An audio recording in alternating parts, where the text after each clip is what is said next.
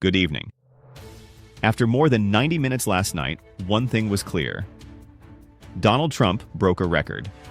What is expected to rank among the longest State of the Union addresses in modern history?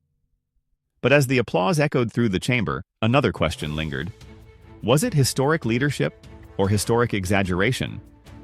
Because the speech wasn't just long. It was sweeping. It was absolute.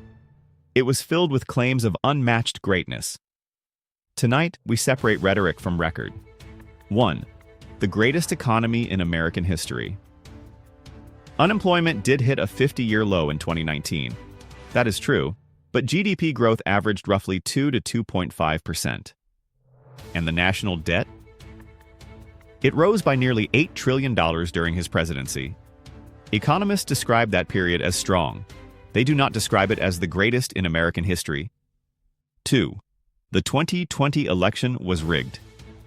More than 60 lawsuits, state after state, judges appointed by Democrats and by Trump himself, all rejected claims of widespread fraud. The Cybersecurity and Infrastructure Security Agency called it the most secure election in American history. No court overturned the outcome. Volume is not evidence. 3. We had the most secure border ever. Border crossings fluctuated during his presidency. In fiscal year 2019, apprehensions surpassed 850,000, the highest in over a decade at that time. 4.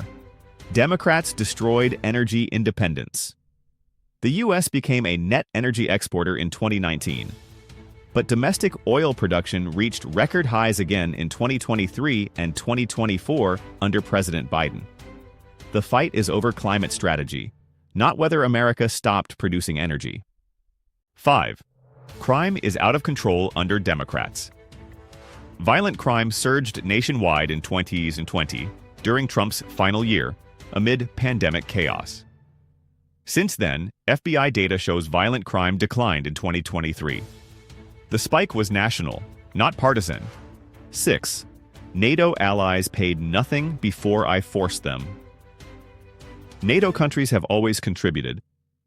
The debate has been about meeting the 2% of GDP target. Many allies began increasing defense spending after Russia's 2014 annexation of Crimea, before Trump entered office. Last night's address was long. It was forceful. It was confident.